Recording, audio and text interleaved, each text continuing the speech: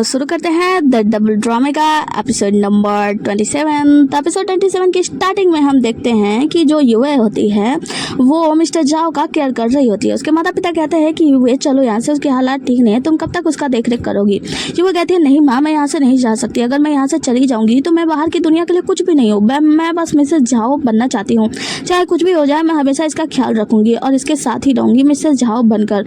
तो यहाँ पे जब उसकी माँ और पिताजी रोते हुए चले जाते हैं तो यहाँ पे पति से चलो यार इन्हें मिसेस झाओ कहते हैं। मिसेस झाओ अपने पति से कहती हैं कि मैं तुम्हारा हमेशा ख्याल करूँगी जाओ, मुझे पता है कि तुम मुझे बिल्कुल भी पसंद नहीं करते, तुम हालांकि हमेशा मुझे मारते पीटते रहते हो, लेकिन अब मैं तुम्हें ऐसा केयर करूँगी, तुम्हारा ऐसा ख्याल रखूँगी कि तुम हमेशा हैप्पी एवर खुशी से ज़िंदगी जियोगे और मैं तुम्हारे साथ ही ज़िंदगी जीने वाली हूँ तुम्हारी पत्नी बनकर। आगे हम जियांग परिवार का सीन देखते हैं जहाँ पे युवा के लिए रिश्ता आया होता है मिस्टर क्यूआई के घर से। मिस्टर क्यूआई के साथ में उसकी मामा क्यूआई आए होते हैं। जियांगली की थर्ड सिस्टर आती है और यहाँ पे उन्हें प्रणाम करने के बाद बैठ जाती है।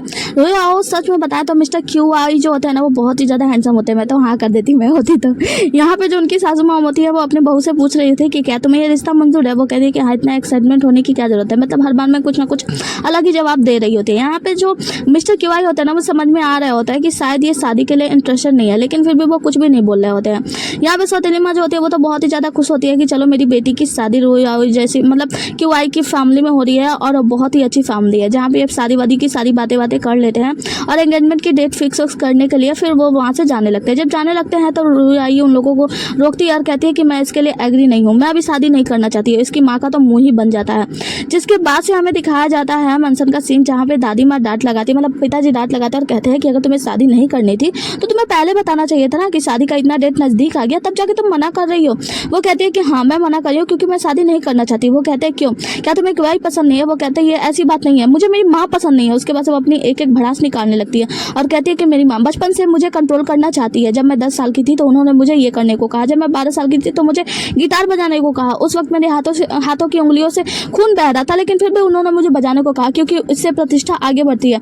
अपनी प्रतिष्ठा को बचाने के लिए उन्होंने मुझसे वो सब कुछ कराया जो मैं कभी भी करना नहीं चाहती थी। अब मैं फ्री रहना चाहती हूँ, मैं चाहती हूँ कि मैं अपनी ज़िंदगी अपने तरीके से जीऊँ, मैं जैसा चाहती हूँ वैसा करूँ, लेकिन मैं शादी नहीं करना चाहती, मैं अपने माँ के बंधक में नहीं बनना चाहती, मैं इस बंधक से छूटना चाहती हूँ। यहाँ पे उनकी माँ को तो बहुत ज़्यादा गुस्सा आ रहा होता है, कह रही होती है अपने पति से कि देख रहे हो ये मुझे कैसे कैसे मेरे ऊपर ब्लेम कर रही है। यहाँ पे दादी माँ कहती है कि चुप करो तुम लोग। मतलब वो कुछ भी करना चाहती है, अगर अपने तरीके से अपने लाइफ को जीना चाहती है तो उसे जीने दो, थोड़ा समय दो उसे, वो सब कुछ ठीक कर लेगी। जिसके वजह से पिताजी भी जो होते हैं वो माँ को समझाते हैं कि देखो तुम शांत रहो, सब कुछ ठीक हो जाएगा। मतलब वो अगर अपनी ज़िंदगी अपने तरीके से जीना चाहती है तो उसे एक मौका तो देना ही चाहिए। आगे की सीन में हम रोयाओ को देखते हैं जो कि अपने कमरे में होती है। उसकी माँ उसको बहुत ही ज़्यादा डांट रही होती है, कहती है कि ये सब क्या है, क्या जियांगली ने तुम्हें चढ़ाया ये सब कहने के लिए। वो कहते हैं नहीं माँ, ये सब वो शब्द थे जो मैं हजारों सालों से मैं आपको कहना चाहती थी और मैं कभी आपसे कह नहीं पाई। वो कहती है क्या मतलब है तुम्हारा, क्या तुम्हारा जियांगली केयर करती है, मैं सालों से हमेशा से तुम्हारा केयर करते आ रही हूँ। वो कहती है कि क्या आपने कभी मेरी केयर नहीं की माँ, आपने कभी मेरे बारे में नहीं सोचा, कभी मेरे फीलिंग्स के बारे में जानने की कोशिश नहीं की। केयर तो कोई नहीं करता मेरा, मैं बस अपनी जिंदगी अपने तरीके से जीना चाहती हूँ। यहाँ पे माँ को बहुत ही ज्यादा गुस्सा आ रहा होता है। कहते हैं कि तुम्हें क्या लगता है कि वो जियांगली तुम्हारे लिए बहुत अच्छी है, वो तुम्हें बर्बाद कर देगी। तो युवा कहती है कि बिल्कुल नहीं माँ, वो मुझे कभी बर्बाद नहीं कर सकती। तुम्हें पता है उस वक्त अगर वो चाहती मेरा नाम ले लेती ना तो मैं 1 सेकंड में बर्बाद हो जाती, लेकिन उसने मेरा नाम ले लिया। माँ को गुस्सा आता है, उसे एक थप्पड़ जड़ देती है। वो कहती है युवा रोते हुए कहती है कि माँ अब बस कर दो, मैं जानती हूँ कि तुमने शायद मेरी बड़ी बहन को भी जान से मार दिया, जिसके बाद से जियांगली को बर्बाद करना चाहती हो। तुम ये सब क्यों कर रही हो, इसीलिए ना ताकि इन सबके लाशों की सीढ़ी बना के मैं आगे बढ़ जाऊँ। लेकिन माँ मैं ऐसे आगे बढ़कर क्या ही करूंगी, मैं ऐसी ऊंचाई पे नहीं जाना चाहती। माँ अब बंद कर दो, मैं नहीं चाहती तुम्हारे इशारों पे अब चलना, मैं शादी नहीं करना चाहती, मैं शादी नहीं करूंगी, मैं पढ़ाई करूंगी, मैं लाइफ में कुछ अपने दम पे करना चाहती हूँ, मैं जो चाहूँ अपनी जिंदगी में वो कर सकूँ, मैं ऐसी बनना चाहती हूँ। माँ को तो बहुत ही ज्यादा गुस्सा आ रहा होता है, लेकिन मंत्रा माँ समझा के वहां से ले जाती है। और यहाँ पे युवा को देखते हैं जो कि रो रही होती है। में हम महाराज के उपपत्नी लेडी को देखते हैं जो कि जियांगली की सौतेली मॉम से बातें कर रही होती है, कह रही होती है कि मुझे पता है कि तुम रियाओ को लेकर थोड़ी सी परेशान हो कि वाई फैमिली से उसका रिश्ता नहीं हो पाया, तो तुम परेशान ना हो, मैं महाराज से कहूंगी उसके लिए एक अच्छा सा रिश्ता ढूंढ ले। वो कहती है कि देखो मैं उस बात के लिए परेशान नहीं हूँ, रुआयो को लेकर मैं उसकी शादी के लिए लेकर परेशान हूँ, मैं इस बात के लिए परेशान हूँ कि वो मेरे हाथों से निकल चुकी है, अब वो मेरा कहना नहीं मान रही है। जियांगली तो मेरे हाथों से बाहर थी ही। जिसके बाद से जो लेडी ली होती है वो कहती है कि वैसे क्या तुमने कुछ सोचा है जियांगली को बस में लाने का। तो वो कहती है कि हाँ मैंने कुछ सोचा है, और नौकरों से लेडी ली वहाँ से जाने को कहती हैं। जिसके बाद से जियांगली की सौतेली मॉम जाके उनके कान में कुछ कहती हैं।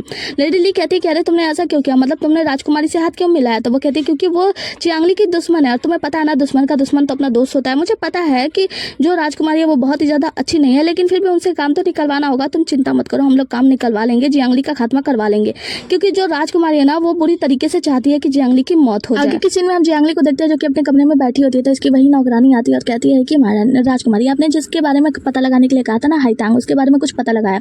आपको पता है वो मेरे गाँव में, मतलब हाँ, बहन के गाँव में रहती थी और उसका एक राइस केक का दुकान था और मैंने उसके बारे में थोड़ी बहुत खबर ली है जो कि इस लेटर में सब कुछ लिखा हुआ है। और कुछ समय पहले वो किसी रेजिडेंस में काम करती थी और वहाँ पे एक महिला के कुछ गड़बड़ हो गई थी, जिसके वजह से वहाँ से गायब हो गई, मतलब कभी नहीं मिली।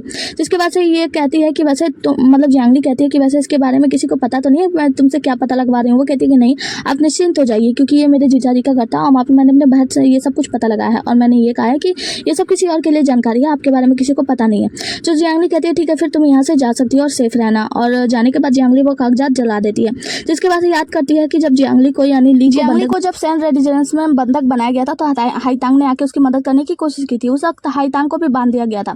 जियांगली ने उसके हाथों पर निशान देख लिया था, उससे कहा था कि तुम बाहर जाओ और मेरे भाई झा को, मतलब मिस्टर झा को ढूंढो और उनसे बोलो कि वो मुझे बचाने के लिए आए। तो हाईतांग वहां से चली गई थी उसे बचाने के लिए और फिर कभी लौटकर नहीं आई थी।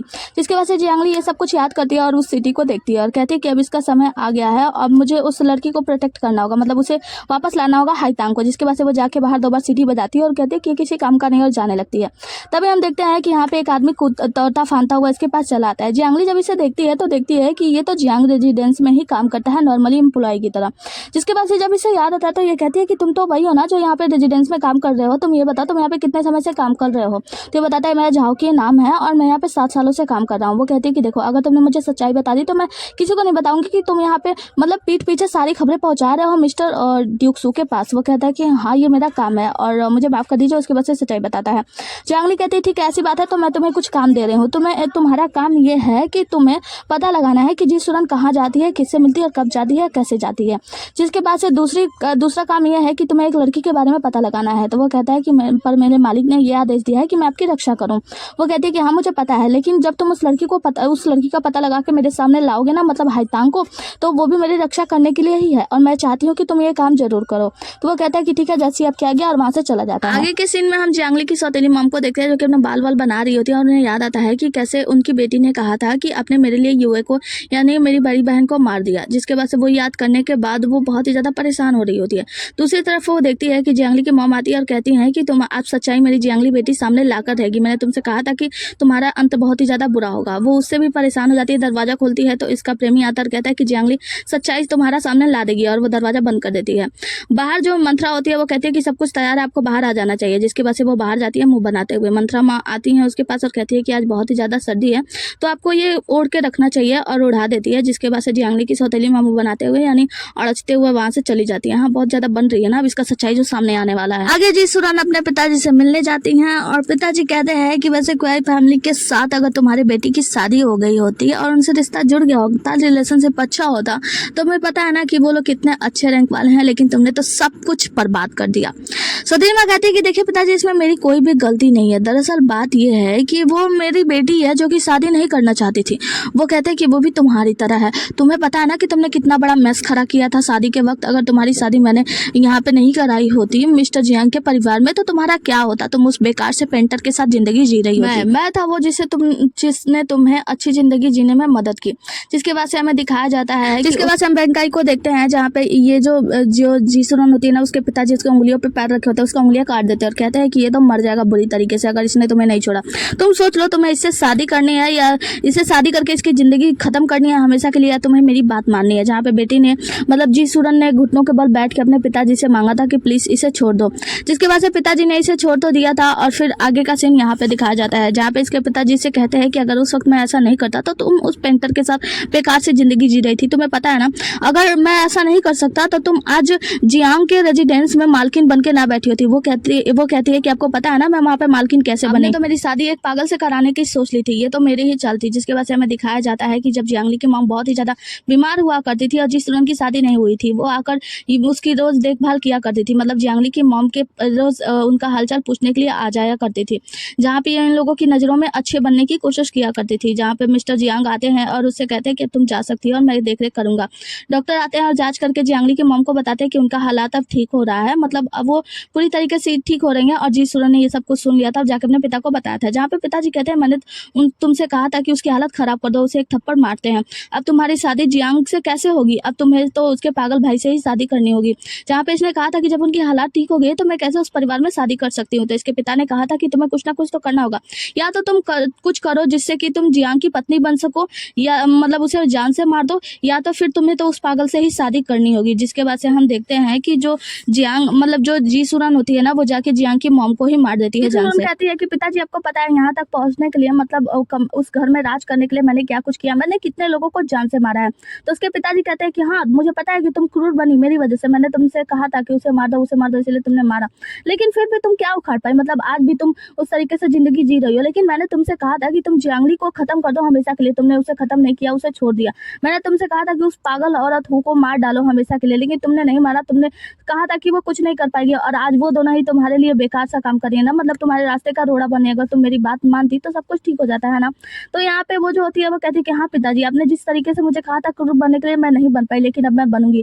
क्या पिताजी आपको चाय पीने के बाद नींद आना महसूस हो रहा है? वो कहता है क्या क्या मतलब क्या तुमने मेरी चाय में कुछ मिलाया है और उसे नींद आने लगता है? तो जिसके वजह से वो कहती है कि पिताजी आपको पता है वेंकाई वापस आ गया है और मेरी मदद करेगा जियांगली का सफाया करने में, लेकिन उसका एक शर्त है। उसने मुझसे शर्त रखा है, जहाँ पे हमें दिखाया जाता है कि वेंकाई ने जी सुरन से कहा था कि मैं अपना बदला लेना चाहता हूँ, मैं चाहता हूँ कि तुम अपने पिता को जान से मार दो, उसकी उंगलियां काट कर ले आओ जैसा उसने मेरी उंगली काटी थी। मैं अपना बदला लेना चाहता हूँ, जिसके वजह से मैं तुम्हारी मदद करने के लिए तैयार हूँ। और यहाँ पे जो जो जी सुरन होती है वो अपने पिता से बता रही होती है कि वेंकाई ने मुझसे कहा था कि अगर मैं आपकी जान ले लूँ और आपकी उंगलियां काट के ले जाकर उसे दे दूँ तो वो हमारी मदद करेगा। तो यहाँ पे वो कहता है, मतलब इसका पिता कहता है कि वैसे फिर वेंकाई है क्या, मतलब वो मामूली सा पेंटर के लिए तुम अपने पिता को मार रही हो, तुम इतना क्रूर बनते जा रही हो। कहती है कि पिताजी इसमें मेरी कोई गलती नहीं है, आप ही चाहते थे कि मैं क्रूर बनूं ना, तो लो मैं पूरी तरीके से क्रूर बन रही हूँ। वो कहता है कि हाँ बेटा मुझे मालूम है, लेकिन तुम कैसे उस लड़के के लिए ये सब कर सकती हो, आखिर उसकी हैसियत ही क्या है? मुझे देखो मेरी दोनों बेटियां अच्छे पोस्ट पर है, मैं एक अच्छा सा मंत्री हूँ, तुम जियांग युआन बाई की बीवी हो, जिसके बाद से मेरी बेटी जो लू है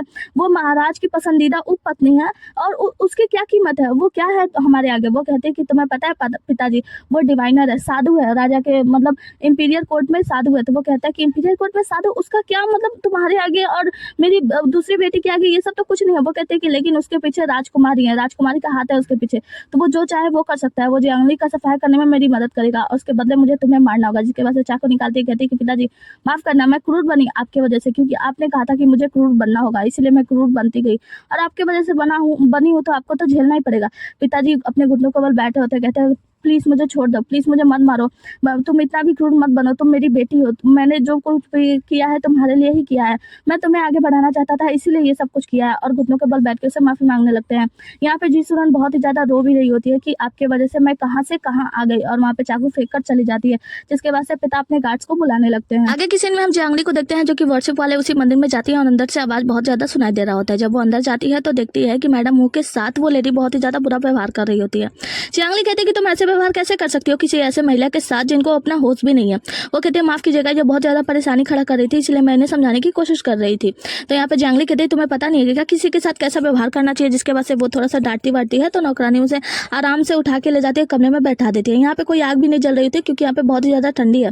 जियांगली को चिंता होती है तो उस नौकरानी को कहती है कि हर महीने यहाँ पे पैसे भेज दिए जाते हैं जियांग रेजिडेंस से, तो तुम ऐसा कर क्या रही हो कि यहाँ पे ना खिड़की पे पर्दे लगे हुए हैं ना तुमने आग जलाई है, मतलब इन्हें ठंडी नहीं लगती क्या? तुम ऐसा कैसा व्यवहार कर सकती हो इनके साथ?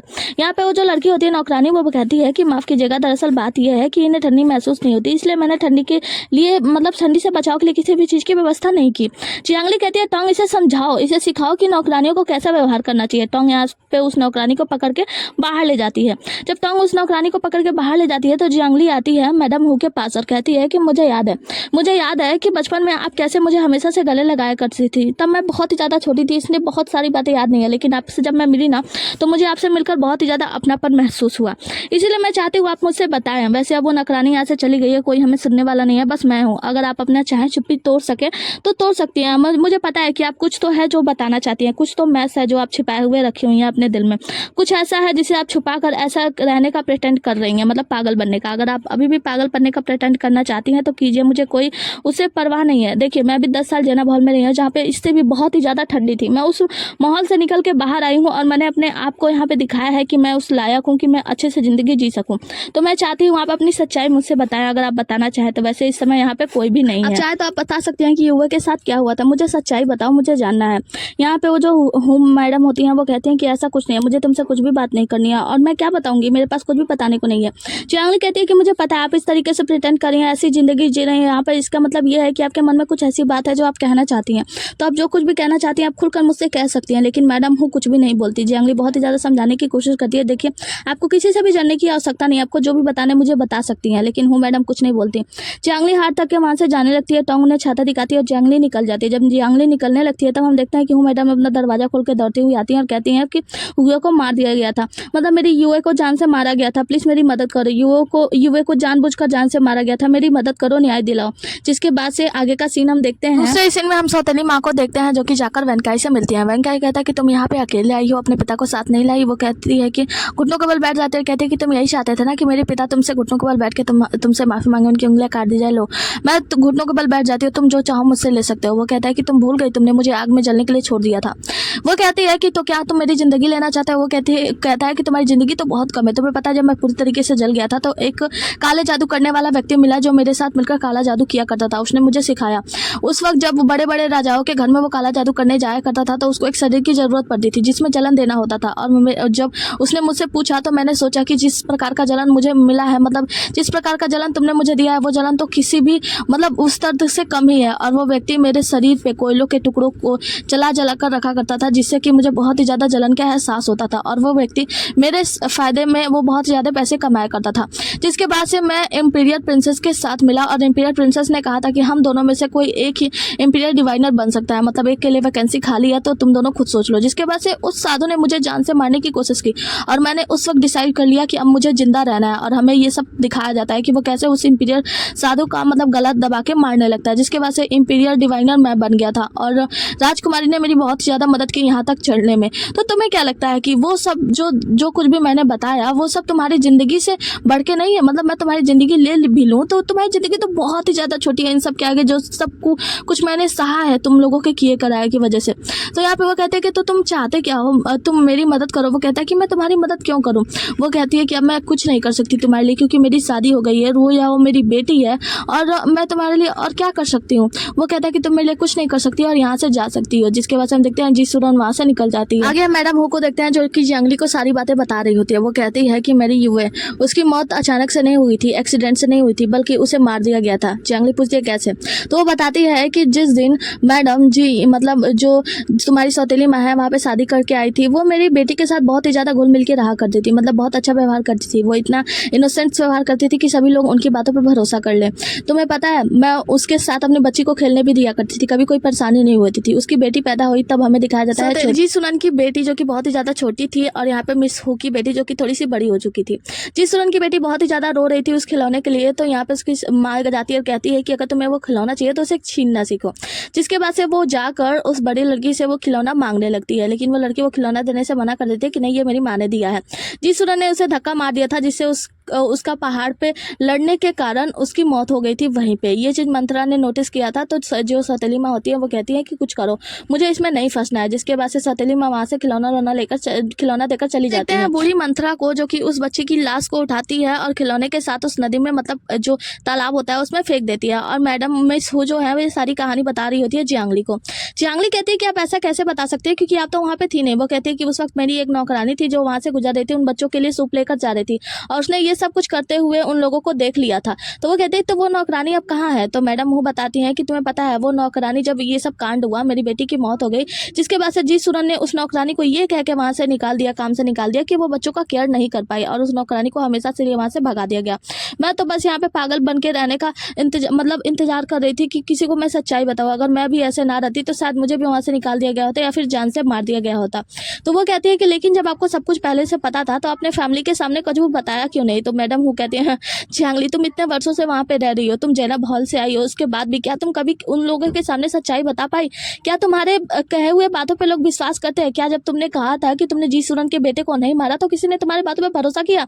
तुम्हें लगता है कि जियांग रेजिडेंस में कोई किसी और की बातों पे भरोसा करता है? सभी जी सुरन के मोह माया में फंसे हुए हैं।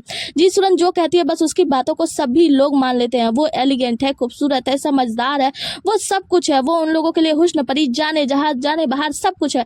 उनको छोड़कर कोई मेरी बातों पे क्यों भरोसा करता? अगर मैं सच्चाई बताना भी चाहती तो कोई नहीं मानता। ये सारी बातें सुनकर जियांगली कहती है कि हाँ, आप कहते बिल्कुल सही रही हैं। जियांगली कहती है कि हमें जी सुरन की सच्चाई सबके सामने लानी होगी। तो यहाँ पे वो कहती है कि प्लीज मेरी मदद करो जियांगली, मैं चाहती हूँ कि न्याय हो, मेरी बेटी को न्याय मिले। उसकी मौत नहीं हुई थी, उसे जान से मारा गया था। जिसके बाद से आगे की सीन में हम जियांगली को देखते हैं जो कि वहां से निकल रही होती है टोंग के साथ, और आगे वहीं पे मिलती है उसकी सौतेली माँ अपनी नौकरानी मंत्रा के साथ। सौतेली माँ कहती है कि जियांगली तुम इतनी रात को बाहर गई थी, इसका मतलब जरूर तुम्हें कोई जरूरी काम रहा होगा। जियांगली कहती है कि माँ यकीनन आप भी बाहर गई थी, इसका मतलब आपको जरूर कोई जरूरी काम रहा होगा, है ना?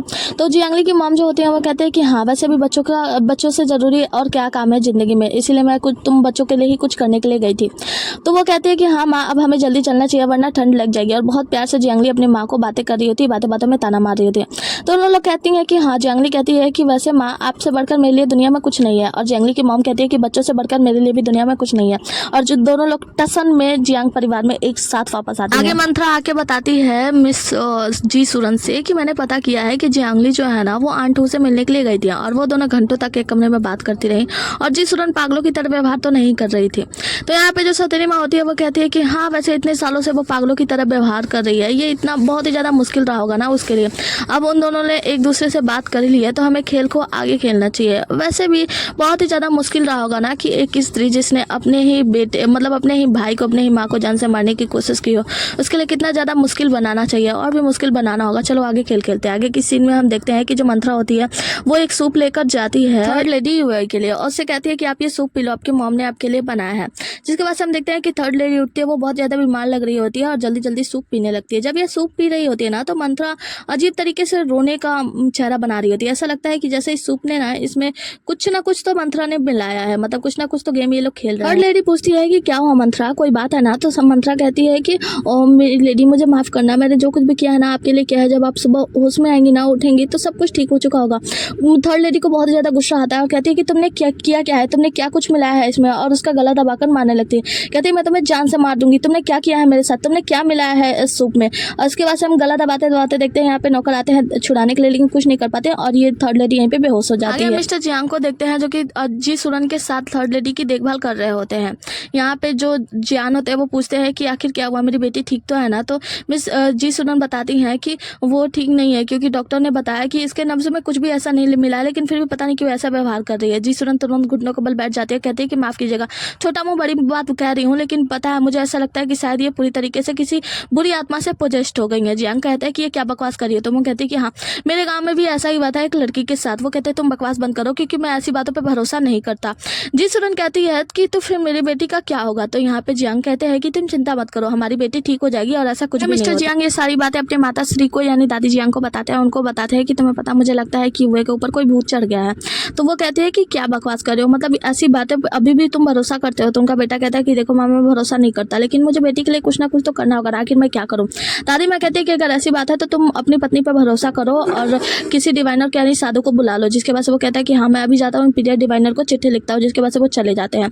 अब दादी माँ की नौकरानी उन्हें चाय परोसती है और कहती है कि क्या आप सचमुच में ओल्ड मैडम इन सब बातों पर भरोसा करती हैं? ओल्ड मैडम कहती है देखो, ये जो आत्माएं वगैरह होती है ना, आत्माएं फरिश्ते, ये सब मैंने कभी देखा नहीं है, इसलिए मुझे भरोसा नहीं है, लेकिन हाँ ये होते तो हैं, मैं इतना तो जानती हूँ। जिसके बाद से सीन यहाँ से कट होता है, हमें इंपीरियल डिवाइनर का सीन दिखाया जाता है जहाँ पे इंपीरियल डिवाइनर के पास लेटर आता है और वो कहता है कि जाकर बताओ जियांग फैमिली को कि मैं कल उनके घर पे आने वाला हूँ और उस लेटर को जला देता है। चचेरे भाई को देखता है जो कि दौड़ता हुआ आता है, भूत है भूत है भूत है करता हुआ, और आकर जियांग को बताता है कि तुम्हें कुछ पता भी है या नहीं? वो कहती है क्या तुम्हें पता है कि जो जियांग रुआयो है ना उसके ऊपर भूत चढ़ गया है और जो इंपीरियल डिवाइनर है वो यहाँ पे आने वाले हैं उसका भूत उतारने के लिए। जियांग कहती है क्या इंपीरियल डिवाइनर? तो वो कहता है कि हाँ, और वो अपने माता पिता की बातें बताता है। जब उसने सुना था कि पिताजी ने बताया था कि बगल वाले राजा के घर पे कुछ ऐसा हुआ था, उनके राजमहल में पहले तो एक नौकरानी की मौत हो गई, फिर एक यूंज की मौत हो गई, फिर एक नौकरानी की मौत, और ऐसे करके बहुत सारे लोगों की मौत हो रही थी और बहुत ज्यादा हंगामा मच गया था। इंपीरियल डिवाइनर ने आए थे और वहां से उन भूतों को पकड़ कर ले गए और ऐसा ही होने वाला है। यहाँ पे इंपीरियल डिवाइनर आएंगे और भूत को पकड़ के ले जाएंगे। चांदनी कहती क्या तुम्हें सच में लगता है कि यायो के ऊपर कोई भूत है? तो यहाँ पे चचेरा भाई कहता है कि अच्छा तो तुम्हें क्या लगता है कि उसकी माँ इतनी ज़्यादा क्रूर है कि वो अपनी बेटी को इसमें इस्तेमाल कर रही है? वो कहते हैं मुझे तो नहीं पता, लेकिन मुझे इतना ज़रूर पता है कि वो ज़रूर कुछ ना कुछ गेम तो वो लोग खेल रही हैं। तो यहाँ पे जो चचेरा भाई होता है वो कहता है कि तुम अब क्या करने वाली हो? चांदनी कहती है मुझे उसके बारे में तो कुछ भी नहीं पता, लेकिन हाँ मैं इसके लिए तैयार हूँ, मतलब उस काले भूत से, उस काली आत्मा से मैं लड़ने के लिए तैयार हूँ। साथ ये एपिसोड यहीं पे खत्म होता है। मिलते हैं अगले एपिसोड में, तब तक के लिए बने रहिए हमारे साथ। Tata bye bye, take care. और हाँ, don't forget to like the video and comment below. हाँ कमेंट कर देना यार, इंग्लिश में बोलना कितना खतरनाक है ना। Bye bye.